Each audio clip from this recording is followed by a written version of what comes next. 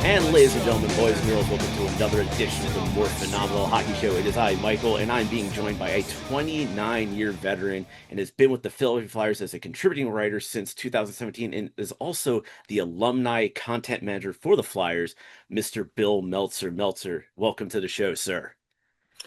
Pleasure to be here, and we were doing a little bit of chatting before the show started, so so I'm really looking forward to this. Oh yeah, we've already broken the ice. We've already shared our last. There'll be more coming. So but of course, as always, the More Phenomenal Hockey Show is brought to you by Cool Hockey. You like the jerseys, you see us, well, mostly me, on the show, head over to the official NHL jersey retailer for the show and TXHT Hockey. Use our exclusive link of coolhockey.com/TXHT. Again, that is coolhockey.com/TXHT and order your NHL jersey today. You know you can get your Flyers because that's what we're going to be doing a lot of talk of today. So with that, Bill, how would you rate so far this first week? Because we are recording on Wednesday, October 15th. How would you rate this first week so far for the Philadelphia Flyers? Well, 3 games played and 3 of 6 possible points. Right now, if we went into opening night and you said the Flyers will split with Florida and they'll get a point in Carolina, would you take it? And I would take it. Yeah. I'm now is a great test because the Flyers have a 10-game stretch with 9 at home. So that's nine home games, done very quickly this season. So they have to do something on this essentially extended homestand. It's broken up a little bit with the one road game next week, but this is a critical time for them. I think when you weigh it overall, I'd say there's been more bad than good, but there's definitely things they need to be concerned about and things they absolutely need to clean up too. So I think they have their work cut out for them, but they already have 2 of their 3 games of Florida out of the way already. So that's whenever you can get the defending champions out of the way as quickly as possible, it's always a good thing. No, for sure. And I don't know your perspective on it, but I've always thought that sometimes the best time to catch the elite teams is right off the bat in the season, because very early in the season, teams their power play might not be in sync yet. They're still tinkering some lines. I don't know what you're talking about as a Capitals fan. We can't get this guy to score right now. For those watching on YouTube, or listening to the audio version, I'm pointing at my Ovechkin jersey on the wall. But yeah, exactly. Our Capitals power play is just we just finally got a goal last night. So our power play definitely is not clicking. So this is the best time to do it. Yeah. It'll happen with Carlson and Ovechkin. It's going to happen. So, and to jump on that point that you're saying, with the extended homestay that the Flyers have, one team to try to get a jump on as well as the Winnipeg Jets, who you play on Thursday night. You have the Minnesota Wild, a playoff team from this past season. You got the Kraken, who is kind of like, everyone's kind of like, we don't know what's going on with this team right now. Then you're on the road with Ottawa. Then you get the Islanders in Pittsburgh, so you get two more divisional games in there. And then you end the month with the Nashville Predators at home as well. And Nashville is actually a team that is trying to find their identity, which in a way the Flyers are kind of doing too at the same time, because as Rick Tocchet said on the sheet with Jeff Merrick today, this is still a rebuild for the Philadelphia Flyers. And obviously John Tortorella, he was the beginning part of that rebuild.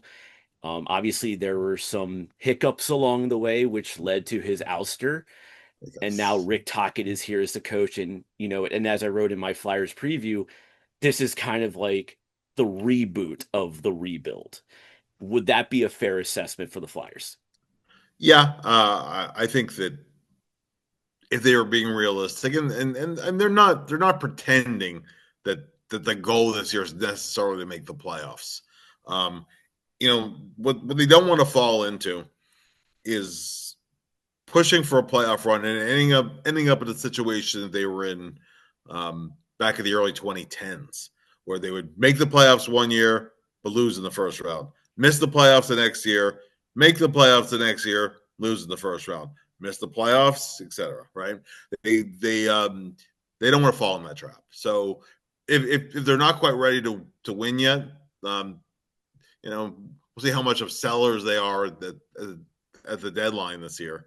But I think they're viewing maybe a year from now. But to get from here to there, a lot of the players that they're waiting to take that next step have to do that. So it's an important year in that regard. So, and I wanted to bring this up. Obviously, 2 seasons ago, it was up under John Tortorella. The Flyers Yeah. were actually in playoff position, and then I guess after the deadline, they just kind of fell apart. Well, yeah, And and and it then happened. and then last year, obviously, it was a very up and down type of season. You had the issues that were kind of boiling over at the same time. How much of that played effect in the development of the players? You know, you're you're in a playoff spot, and then you just kind of blow it in a way, and then you kind of have the season you have to follow that. Well, I will say, and it's my own personal opinion. All right, it's not. I work with the Flyers, but this is my own point of view. Okay, my own point of view that was that the time to get rid of John Turrell, to fire him, was not last season. It was the year before that. And I know you're going to say, well, they were in a playoff spot, etc. But where Turrell really started to lose the team was when they named Sean Couturier the captain, and they healthy scratched him. Not just a week or two later, and he didn't even communicate it with them. And right there, as respective a player as Couturier is in that room, and the captain, the coach were not on the best of terms. I can't imagine somebody not being on good terms with Sean Couturier, but John Torrell managed that. Um, I think that was really the beginning of the end, and then it extended a calendar year beyond that. So the when the Flyers got to the trade deadline, Sean Walker was having a really good year, and if the Flyers were pushing for the playoffs, they would have kept Walker. They might have even added another piece. But even though they were in playoff position, they still sold. They traded Walker to Colorado. They got a first round pick out of it. So they where they made that, and then Rasmus Ristolainen got hurt, so now you're down two defensemen. Ryan The team, Ellis has pretty much not played a game in years. yes. Finally were able to trade him recently, Yep, his contract anyway. to San Jose. But Yep. yeah, but so it really kind of started there. The expectation was not to make to make the playoffs then. Last year, uh, last year was just a little bit of a carryover from that. Things that went right the year before that didn't necessarily go right. I last year was a tough year, and the goaltending was probably the biggest piece of it. The goaltending was particularly poor last year. Sam Ersson was injured and inconsistent, and Ivan Fedotov, who's now with the Columbus. Blue Jackets organization and with their American League team of Cleveland, um, he was inconsistent. And then the Belarusian goalie Kolosov, he wasn't ready for the NHL. He still might not be. So the goal, when you have three goalies, the old saying is you have three goalies, you don't have one, right? And that was that adage could not have been more true with the way the Flyers were a year ago. So you add that the a very close knit locker room. Um, two of the best liked guys on the team were Joel Farabee and Morgan Frost. Um, they came up with a lot of the players. They were drafted together, been in the organization for years. Those guys get dealt to Calgary. So kind of shook up the room a little bit. Someone they're close to, uh, that kind of thing. So it was just a tough year in general. And then there was the big falling out with Tortorella and Cam York, and that was really the final straw where he couldn't come back. Um, so Well, not just that, but there was also just comments that Tortorella made himself about like, I'm not willing to learn, yeah. like this new age and stuff like that, because it's like in a way, he kind of made himself sound like a dinosaur. I have a lot of respect for Tortorella, but like when you hear him say things like that, you kind of go like, okay, yeah, you can clearly tell as like a Capitals fan or a Ducks fan or a whatever team fan, anyone can see it going like, yeah, this guy has lost room or he's lost interest as a whole, Well, on yeah. coaching this team. There's lots of things with Torts. Like Danny Briere said it best when he said he's a complicated guy and a complicated coach. That's that encompasses a whole lot, but that kind of that also says it all, right? You never knew. Sometimes the same situation might pop up and he might explode the first time, and the second time it comes around, he takes it like all in stride, and he's very philosophical about it. You never knew from day to day or situation to situation what you were getting. But there were things, like from the first day of camp, the rope test, his infamous rope, which, Tortorella used to laugh about. He said, "Yeah, like I know a lot of the players actually like to wrap that rope around my neck." You know, I mean, he put him through absolute hell from day one of camp. But okay, so you do the hellish skating test, but Tortorella would never coach preseason games until the final game of the preseason. He would have the assistants coach those, Yeah, and yeah, I've always found that very fascinating, but only the one who did it. Only one but does it. but what one of the things, and I'm going to invoke my father into this conversation as he Yeah, is the Flyers fan in this household. Um, he always kind of liked that in a way because it gives you a different perspective from when you're watching from above than when you're on the bench sometimes, because when you're watching from above you're able to see how they're responding to certain things differently than when you're standing on the bench and stuff like that. And I do agree, and I yeah, do agree with that point of view with what my dad says in that, because for me, like when I go to Caps games, I'm in the 400s on purpose because I want to see everything yeah, formulate. So yeah. I get that perspective, but at the same time, it's like you said, he's maybe not coaching until the last preseason game. You really probably should be there. Maybe like do the first half up top, and then be coaching the Yeah, last three. you definitely up because the game slows way down when you're in the press box as opposed to down at ice level. When you're down at ice level, particularly on the bench, the game moves very, very fast. So you miss, especially when you're in the bench running lines and that kind of thing. You miss things when you're up there. You see plays develop. So I think there's validity to that, and that certainly is a part of it. But I think ultimately when it came down to it, was that these were meaningless games. Doesn't matter if you win or lose, and that he didn't really want to do them. That's truthfully what it was, what it boiled down to. Yeah. So now you have Rick Tocchet. You have another Flyers alumni in Yeah. a role within the organization. Um, I'll be honest. It's one that my dad's not actually truly on board with Rick Tocchet. Outside of him getting the Jack Adams Award with Vancouver for the one Yeah. year, he hasn't really done anything substantial as an NHL head coach.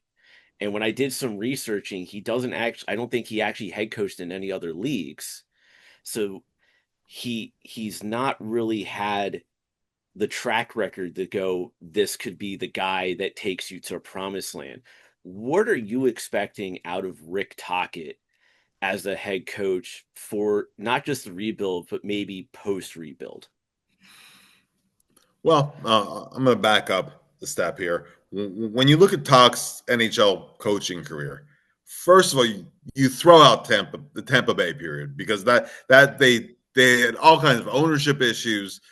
Barry Melrose came in. He didn't, I mean, Melly was in and he was gone.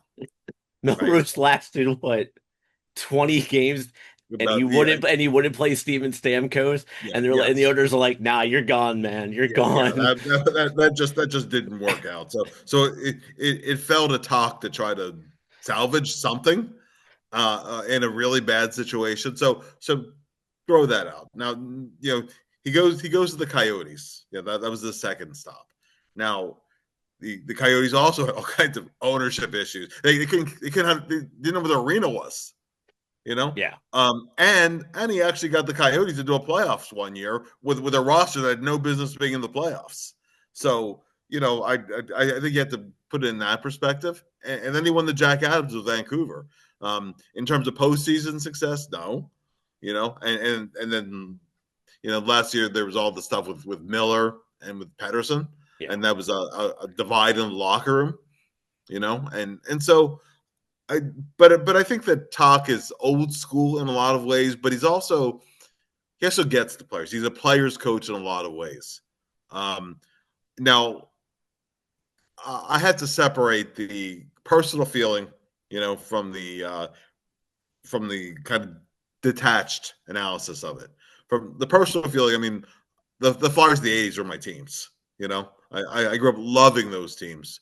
So and all the players on those teams, and so Tocchet was a player that I always admired and really liked, and he was part of Keenan's kids and all that. Came back, was a big part of why the Flyers got a win away from the finals, the second stint, and gotten to meet him any number of times even before he came here as head coach. Always a class act, always a good guy, and they're he's just very straightforward. Like as opposed to talking at you, which might have been like a previous coach. He talks to you like a human being. You could ask him a hockey question, and he'll answer you like you're an intelligent human being, right? So he's the same way with the players too. He'll be hard if he has to, but he understands where they're coming from, um, and they respect that.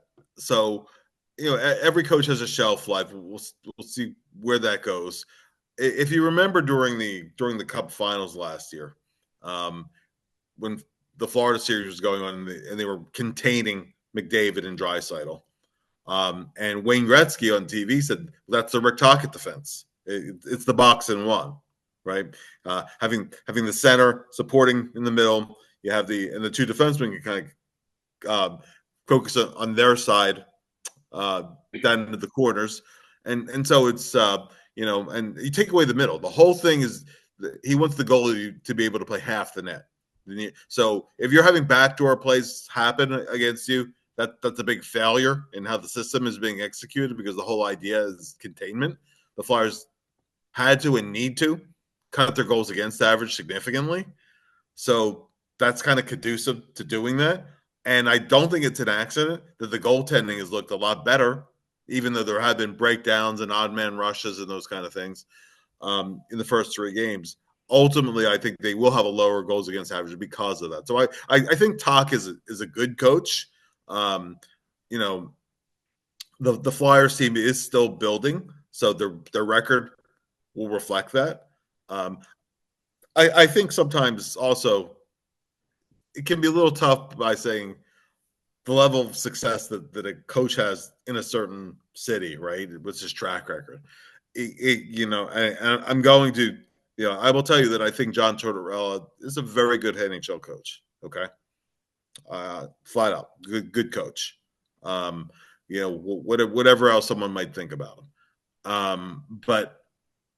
But okay, now go back. He won the cup with Tampa Bay in 03-04, the last year before the lockout, the big lockout. yep, Right. Um, so if you look at that 03-04 Tampa team, there's one extraordinary thing that jumps out. They almost didn't miss any games due to injury that entire year. 82 games, 82 games, 82 games, 82 games, 80 games, 82 games, right? That never happens. That never happens. But they caught, no pun intended, lightning in a bottle, right? And they were able to ride it all the way to a cup. And Fred Shero said, "Win today, we walk together forever." That's his famous quote, yep, right? Well, in the NHL, if you win the Stanley Cup, it's win today, and you can get recycled forever. Because what exactly, if you're judging by the bottom line standard, Michael, right? What exactly has Tortorella ever won since that cup? How many cup finals? Zero, Yep. right? Um, when he kind of swapped places with Alain Vigneault. Um, Which was a very interesting trade. it was weird, right? That's how a lot of us view it. It's like he left the Rangers, went to the Canucks. Vigneault left the And Canucks, AV went went to the from the Rangers. Canucks to the It was like, did Rangers. they just do a trade and not Yeah, tell anybody about it? it was crazy. Crazy. I never saw that ever. But anyway, AV got the Canucks to the finals, to a game 6, right? And then they won the division or the conference the next 2 years and lost to the first round. So they figured, okay, they can't get over that hump to win the cup. Meanwhile, the Rangers absolutely also had a contending caliber team. They never got past the conference final under Torts, and Yeah. because the games a lot of times were almost played to one. Whatever team scored first would win. They almost never blew a lead, but they almost never came back on you either. So, so AV goes to the Rangers, Torts goes to the Canucks. Okay. Torts only If last you 1 year. only lasted 1 year, and going into that year, Vancouver was the pundits' popular pick to win the cup that year. They instead of that, they had a 500 year. They had the big whole locker room blow up where he walked and Oh yeah, yeah. He followed went them to the in Calgary locker room trying to the fight the Calgary coach, locker room. which I Yeah, believe at the time was Bob Hartley, I believe Bob at Hartley. the Yeah, time, yeah, yeah. because Hartley decided to start the game with his fourth line enforcers, and then Yes, Torts was like, "What are you doing?" And then yes. he had to throw his guys out, which then brought us the infamous line brawl to start the game in Yep. Vancouver. Yeah, yeah. I mean, that will never be forgotten. That's the one thing from his Vancouver short stint that will always stand out, right? I But mean, hey, anyway, you got to give him credit. He will stand up and fight for his team. he He will, will. especially for I mean, Torts is a tough guy. He's 5'6" maximum, but but he doesn't back down. He's a You know, Massachusetts boy. yeah, I've heard that they're yeah. pretty tough up there. He has that kind of Boston tough about him. But at any rate, so Torts lasts the 1 year in Vancouver. What does Vigneault do his first year with the Rangers? He gets them to the finals. They didn't win again. He never did win that final. But I think Torts' actual success has been kind of limited. Now he got Columbus to overachieve for a while, including I think 100, point year. They had the 1 year. Sweeping the Lightning in the I was playoff in going the to say first that round. 1 year where they swept, where the Lightning ran away with the President's Trophy, and they got swept in the first round by Columbus. Then Columbus got swept in the second round because so that happens. You pull off that big upset, and then that's almost your cup final for you in a way sometimes, and and whatever. But it was straight downhill after that. In Philly, he spent the first year driving out anyone he didn't like. Year 2, they overachieved, which his history has been year 2 is his best year. I said until the absolute mistake with Couturier which is really where I think he started to lose the room, and then year 3 he was toasted, didn't know it yet. Yeah. So that's been towards his history. So if you're I going to think just that could be said about a lot of coaches, like Peter Laviolette fits that Labby too, mold right? very well. Well, I mean, Labby's coached everywhere. He's He's coached coached pretty everywhere. much the entire Metropolitan Division, Yes, yes, he has. Yeah, minus minus Devils. Yeah, Columbus yeah. There's and that and the Devils. Yeah, the Devils. Yeah, he hasn't coached those two teams. He's coached every other team in the Metropolitan Division. yeah, and Labby's another really good coach too. But and he did win the cup, and he got the Flyers to a final also, Yeah. and to Game 6 of a final. All really good coaches, but I think gone are the days where there really are not they're not truly incompetent NHL head coaches. I think you have to go way back. I think you have to go back more than 40 years to find an NHL head coach who really had absolutely no business being behind the bench as a head coach. Now you've had guys that were good assistants and became became head coaches? Wayne Cashman. I got one. I got All one right. for you. Not 40 years ago, but 20 years ago. Glenn Hanlon. He was Oh the head yes, coach of the of Washington. Washington. He Right. replaced Bruce Cassidy Right. because Cassidy's first time as a head coach was with the Capitals. Yeah. Then he disappeared for a while. And And now, then obviously, we've Boudreaux seen came this. in. He turned them around immediately. And That's true. no, it went Cassidy, and then I believe it, Hanlon. and then it was Hanlon, and then Bruce, Yeah. and then yeah, as you Mhm. said, Boudreaux came in and Yeah. replaced Hanlon in 2000 and 2007, 2008 season. But Hanlon is a guy who we have not seen coach since then Yeah. because honestly, he was never really probably meant to be a head coach in the NHL. Yeah. And And then he had the first couple years of Ovechkin. yes, yes, yeah, absolutely. There are guys that could be a good assistant, and they're not meant to be head coaches. Um, but there are guys that. So, not to go too far afield here and too far back in history, but there. Listen, I'm a historical guy. I love the old school stuff, so please be my guest. All So, right, all right. So I'll keep it brief, so we can keep moving on. But there was a coach uh, by the name of Vic Stasiak. Okay, Vic was actually the Flyers' second head coach. So your dad will remember him.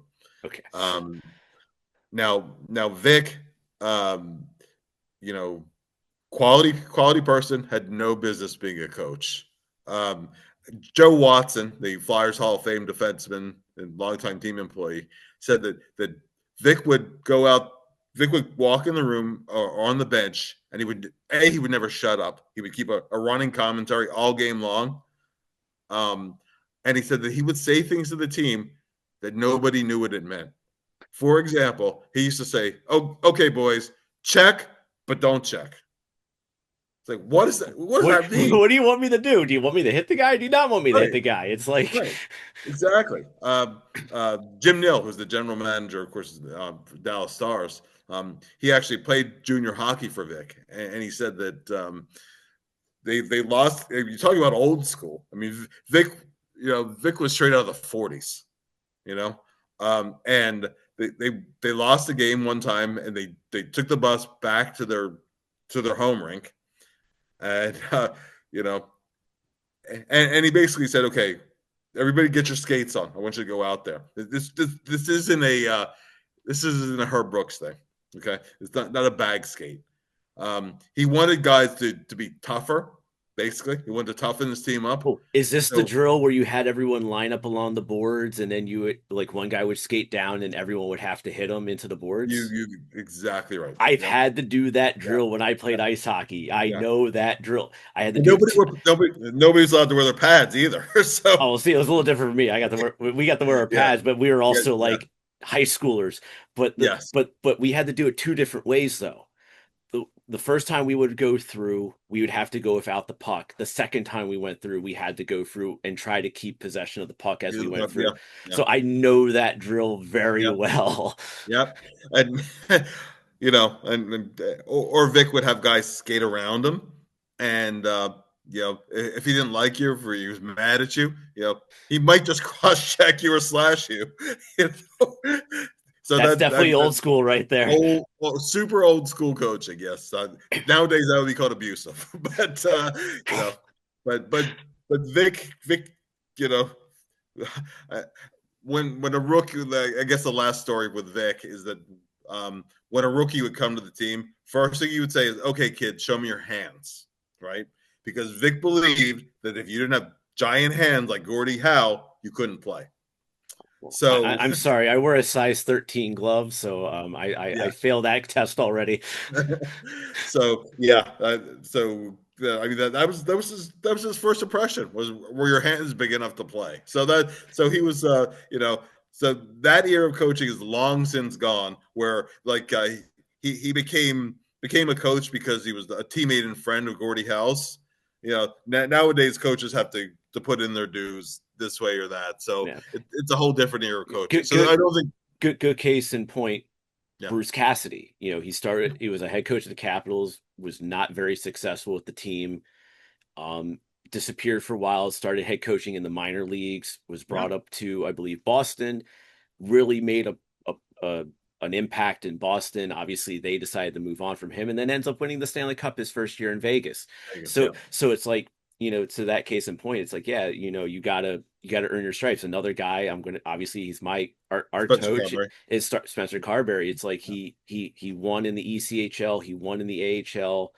Now he's at the NHL level trying to, make the Capitals Stanley Cup champions again. So but he's I had mean, to work for it. He is the 100% had to work for it. with all the injuries, I mean, the quantum leap that the team took a year ago, when none of the pundits had, okay, the Capitals kind of got in the playoffs the year before. That was kind of end of the road, and they got better. They got better, and I mean, they're the real deal. Last year wasn't a fluke. So yeah, absolutely Well, we'll tell that to the phenomenal. pundit. We'll tell that to the pundits because apparently they have the Capitals either as a wild card team or not Yeah. making the playoffs this year.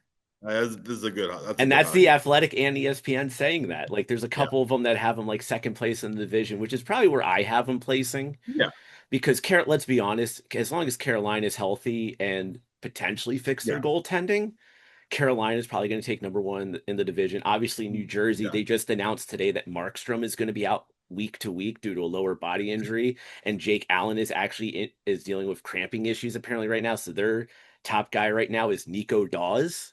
yeah, So yeah, it's like New Jersey has some question marks in goal, and they just re-signed Allen to that big contract, and obviously Markstrom's up, at the end of this year. yeah, So, so you kind of have to see it. And as we're saying this, I'm looking at the standings of the Metropolitan Division, and granted, 3-4, or in the Rangers' case, 5 games. We'll get to them in a moment. That's yeah, really sad and funny at the same time.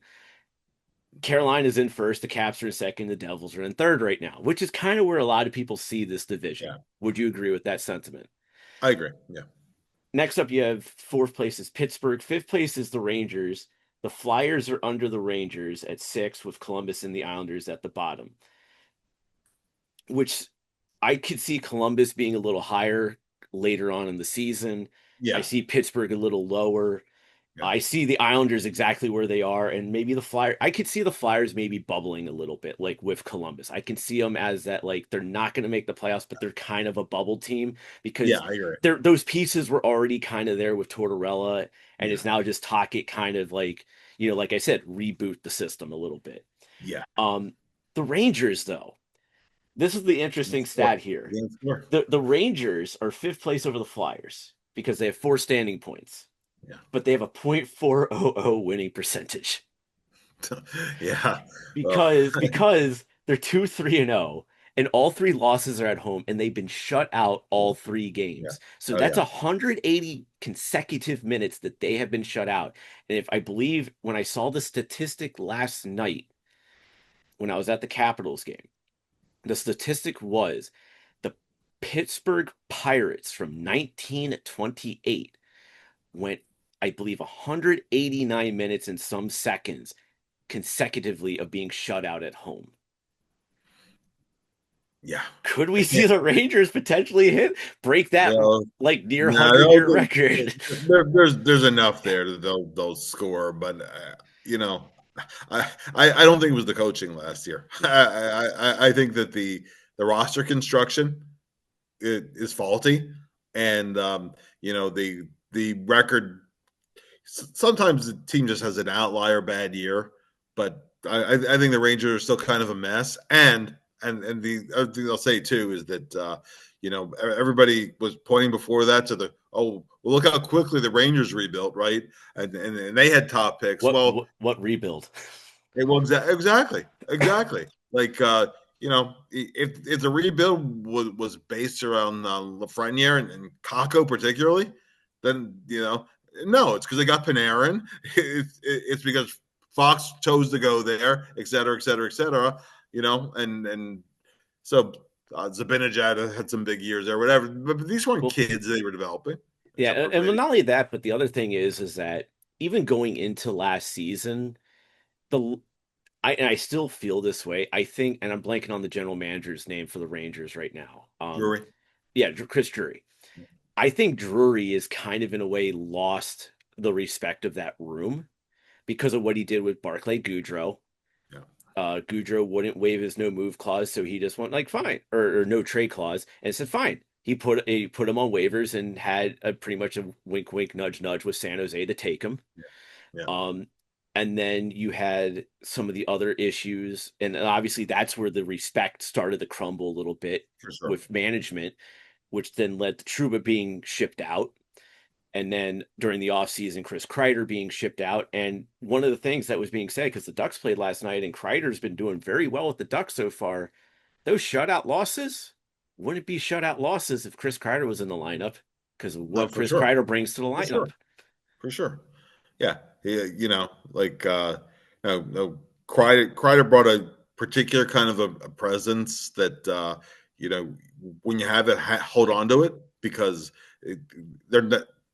It's not that easy to find. Doesn't grow on trees by any stretch of the imagination. I'll tell you that for years and years and years, whether they've been up or they've been down, the guy in the Islanders that I always wanted here in Philly. Of course, he's their captain, but Andres Lee. I thought like I would love to have that kind of a player on my team that's always around the net. He's just a bull down low, and he's so tenacious when he gets to the scoring areas, and he's fearless in getting the scoring areas. When you have a player like that, you hold on to him. Yeah. So with that, real quick, we're gonna do a quick shift to something else because there's something that we got to talk about because it impacted the Flyers over the weekend. But real quick, the More Phenomenal Hockey Show is also brought to you by Oats Overnight. When we're on the go but still neat breakfast, Oats Overnight is the healthy on-the-go breakfast choice for the show and TXHD Hockey. Use our exclusive link in the description on both txhdhockey.com and in the YouTube show description to try Oats Overnight today. There's some great flavors out there. One that I'm actually interested in trying just for the sake of trying, peanut butter jelly, because Oh, why not? I would try So, it. I would try it. banana bread is actually one of my favorite ones, and they're doing a flavor and development of oatmeal raisin for the month of October, and I really, really, really want to try that one. Um, Send some this way. I'll give you a report. yeah, That sounds good. yeah, we'll try. Click the link, give it a try. There you go. But anyways, one thing that impacted the Flyers over the weekend was in the game against Carolina. Overtime, Travis Sanheim is driving the net with the puck. Yeah. As he gets to the crease, the puck is knocked off his stick, and Frederick Anderson throws a shot into Sanheim, which then takes him out of the play, and Bobby Brink then scores on goal. It was I don't think it was not challenged by a coach's challenge because over time it's automatically reviewed. Replay, yeah. Um, but they deemed it as goalie interference. Mhm. After watching that, I disagree, and I know scouting the ref said no, it was goalie interference and stuff like that. It to me it's not because as somebody who played goalie and knows that USA Hockey Canada or Hockey Canada, for all their leagues, they try to keep the rules as close to what the NHL has on purpose.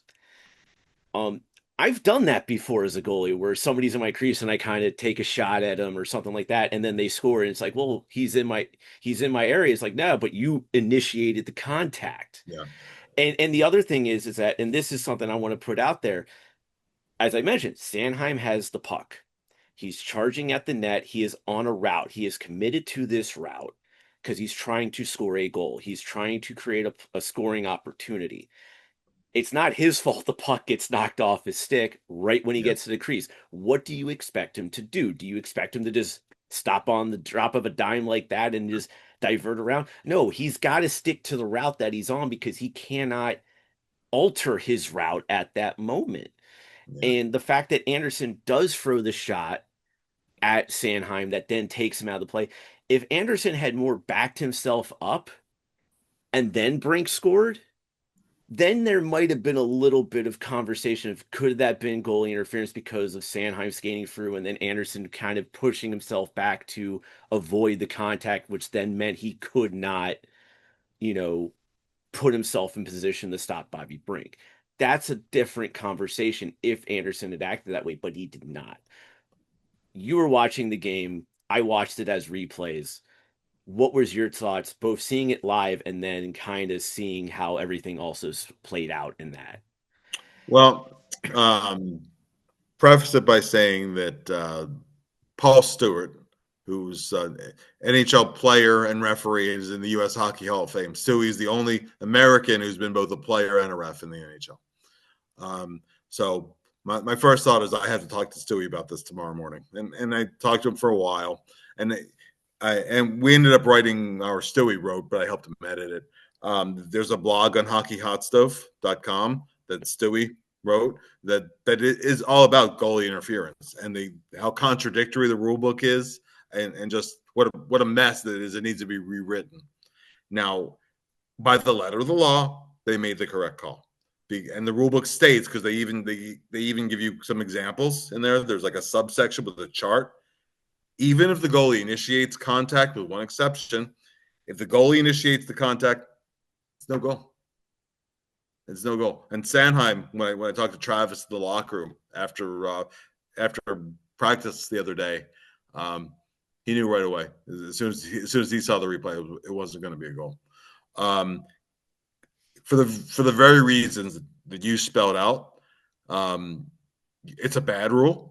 It's a bad subsection of the rule because it encourages the goalie to initiate contact and then turn at the ref like, I can't, hey, how's I supposed to play my position, I right? forget who said it. It was either Elliot Friedman on 32 Thoughts or Jeff Merrick on the sheet. One of them said, or maybe both of them has said it, where it's essentially at the point now where goalies are encouraged to initiate Initiate contact the because the contact. moment that and if I remember right, they said that it's one particular side that if they use one particular side of their body, whether it's the stick side or the Yeah. glove side, I don't remember because apparently one side if that one side gets impacted is the one that initiates the contact, it's like 100% that goal's going to get waved off, but if it's the Yeah. opposite side, And it's a it's more like, yeah. 50-50. Yeah. Yeah. Yeah. And particularly if the goalie initiates the contact, even as long as it's in the blue paint, um, it technically, because nothing really goes to the letter of the law very well in the league. But What's icing again? well, exactly right. But it's supposed to be no goal. So by the letter of the law, they made the correct call. Now, the one exception to the rule is if the goalie initiates contact and then he flops back looking for a goalie interference penalty. Like full embellishes it. Yeah. Like you totally, then it's a goal, and he might, and he's risking his own penalty there. So that is the exception to it. But if it's just incidental contact in the crease that the goalie initiates, the rule book basically says the crease is entirely the goalie's, and the forward is coming through there, the goalie bumps him. Oh, sorry, you should have been. Now if he's just outside the crease, that's sometimes where you're it's a little bit of a gray area. But so they absolutely, I would actually, and not just because I'm the editor of the site, but I would actually encourage people to go on to hockeyhotstove.com, read Stewie's article, because he gives a great explanation of what the letter of the law is versus the intent of the rule. Last thing I'll say on it is that when Paul became a referee originally, for transitioning from playing to reffing, his mentor referee was a guy by the name of John McCauley. John McCauley's son is Wes. Okay. So John was the head of he was the senior referee in the NHL at the time. And one of the things that new referees have to do to this day is they have to take a rule book quiz. And John, he put it basically two ways. The rule book is, first of all, it's kind of a history book. The reason why the rule book goes from this thick to this thick to this thick to this thick is that case studies come up. There's exceptions to it, so they have to clarify that, etc. And it's a mess. It needs, and Paul will scream into the heavens that the rule book needs to be rewritten because it's a mess and it contradicts itself. It, So it's funny because you say that it gets thicker and thicker. What in the regular season, the rule book is like this they said, thick, yeah, and then yeah, then you get in the playoffs, it gets like this, and when you're in the finals, it's like this thin, yeah. because it's like nothing gets called and the No, deeper they you get they, in the they, they playoffs. pretty much let stuff go. But when Stewie was training to be a ref, Macaulay said to him, when you're calling a game, um, and you're studying the rule and you're trying to interpret it, always ask yourself this question: why does this rule exist? Right? Why is this rule in the book? And he said usually you'll find you'll find your answers in that. And when you're deciding to make a call or not make a call, um, he said, because again, so he played, then he refed. He said, well, if you were you're playing in a game, what were the calls that made you mad? That shouldn't have been that should not have been a call there, right? It's applying that mentality to what should and should be a penalty, and also what is the intent of the rule, the spirit of the rule versus the letter of the law are not always the same thing. And goalie interference is the perfect case of that.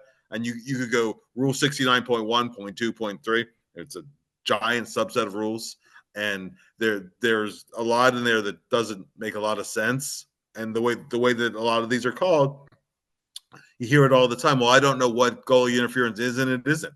And and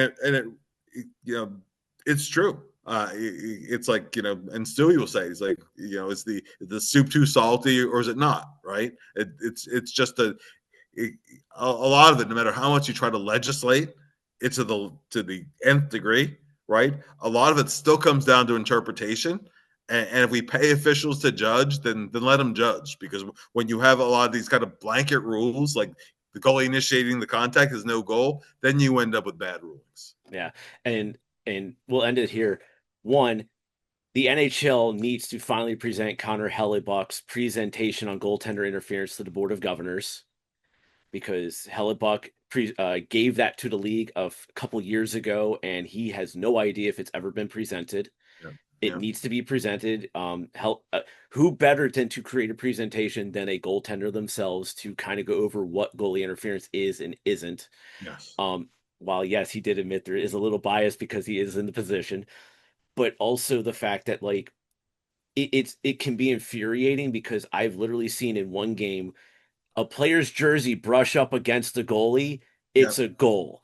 The same thing happens in another game. The jersey just brushes up, and it's like the player not even making contact. It's just the sway of the jersey. Yeah. No goal. Yeah. And it's like like you said, what's goalie interference? Same thing with icing. I think icing needs to get fixed because there are plenty of times. I think there's at least 5 times last night at the Caps game where I went, "That's not icing," but they Yeah. called it icing anyways. Yeah. Um, but this is a great transition because we're talking to goalies. Um, Obviously, before the season began, uh, Ed Jacquemin, Ken Dryden, and Bernie Pront all passed away. Um, Last night, the Flyers, for their home opener, did another tribute for Bernie Parent. The Montreal Canadiens also did a tribute at their home opener for Ken Dryden, where they actually had his mask on the net.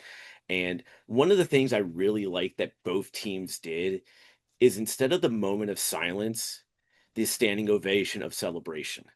Yeah. I really like that uh, for how they did it for those two guys, because Ken Dryden, somebody my father has said for years should have been commissioner of the NHL because he would have been perfect at it. Yeah. Um, is somebody who won cups, left the game to become a lawyer, and then came back and was successful again. And then obviously Bernie Parent, you know, a legend in Philadelphia. Um, what stories do you have, especially the fact that you've worked with the alumni for so many years? What are some of your favorite Bernie Parent stories? Um, well, I'll condense them. After Bernie passed, I did an article on PhiladelphiaFlyers.com with some of my own favorite stories, and I mean, Bernie's such a special, one of a kind human being. They often say, never meet your heroes because they'll never live up to what you had in mind, right? Bernie was the exception to that because you met him and you left with more admiration. It's like where did he find that energy? Right? He was just everybody was Bernie's friend. Everybody. I can't find a person that didn't like Bernie. So Bernie was fantastic. I will tell uh, the last time I spent any kind of significant time with Bernie. Um, you know, so every year the Flyers do a professionals and amateurs, a pro am game at the arena, and it's a fundraiser for the Ed Snyder Youth Hockey Foundation. Um, and so Bernie would come out to it every year. Now Bernie, in his later years, he had a fall down the steps, and so he had a lot of back issues in his later years. Um, and so Bernie really couldn't stand for long periods of time anymore. He could stand a little, walk a little, but at any rate, so he had to sit down, which wasn't his preferred thing to do. And now, I mean, Bernie loved fishing, he loved hunting, whatever, but he always had some kind of activity going on. Sitting still was never Bernie's thing, right? But because Bernie had to sit there, um, I had an opportunity to talk to him for about just half an hour solid. You know, um, a lot of it wasn't even about hockey, and just what a nice quality man, because he took an interest in everybody else and made you feel like you knew him forever. Um, you know, I know his wife. I knew Bernie.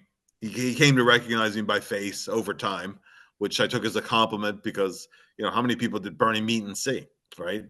But it was funny because Bernie was like the Pied Piper. People would just flock to him. Always drew a crowd wherever he went, and always just quick with the jokes, right? Bernie always was, but at any rate, so Bernie's sitting there. He's sitting next to me, and he's being real. He's like, yeah, he's kind of in a lot of pain. He's not not feeling so great. His back is bothering him, and but as soon as Flyers fans started coming over, like the light bulb went on, It's that adrenaline kick. it's that adrenaline kick in, right? And he just loved people, and to one of the people there, he said, everybody, I want to introduce you to my son. What's your name? It's like no. His name is Billy Perron. So so yeah. Not all of not all of Bernie's humor was G-rated, but there's an example of Bernie, just being Bernie. So we all miss him. Just special man. Yeah, I was genuinely surprised. I was at the Capitals Flyers game, as you know, because we were texting each other about potentially trying to Yeah, meet at that yeah, game in Hershey. I was genuinely surprised because in a way that was kind of a neutral site game, even though the Capitals were the home team, that there mhm. wasn't a tribute to Bernie at that game. And I was a little That's true. disappointed about that because that was right when Bernie had passed away. Yeah, And so I was a little disappointed because even I kind of acknowledged to my friend who's a season ticket holder to the Capitals like I am, we're like, yeah, we were kind of expecting that. There was a little bit of disappointment, yeah, because there was a time when the Bears were with the Flyers yeah. and And Bernie Bernie's the was Flyers goalie coach at the time. Yeah, he yeah, was the and, Flyers and goalie and coach. Bernie was associated with the Bears, so I Yeah, was kind of thinking maybe they would have done something, and they didn't. I was a little disappointed, but then when I yeah, saw the Flyers do it at their first home game, for home preseason game, and then again last night, it's like, okay, Flyers got this. yeah. So, but yeah. So with that, you mentioned Hockey Hot Stove, that Paul Stewart article. We actually did share that in our daily, and we even tweeted that out on our social medias as well. It's a great read. Um, Bill, where can everyone find you on social media? And before we do that, everyone, I do apologize for the lack of Capitals talk. Don't worry, that'll happen next week. So, but Bill, where can everyone find you along with hockeyhotstove.com? On Twitter/X, that's just at Bill Meltzer. And online, you'll find me in season. Well, every day, 7 days a week on Hockey Hot Stove. Um, most days of the week on PhiladelphiaFlyers.com, and several days a week on FlyersAlumni.net. So yeah, or the alumni social media, which is just at Flyers Alumni. So staying busy, but busy is good. Yep. And then, of course, as always, for our show, you can find us on all social media at TXHT_hockey. And of course, the website of TXHThockey.com. Bill, this has been a blast. Thank you so much for coming on. And until next time, we'll see you on the ice.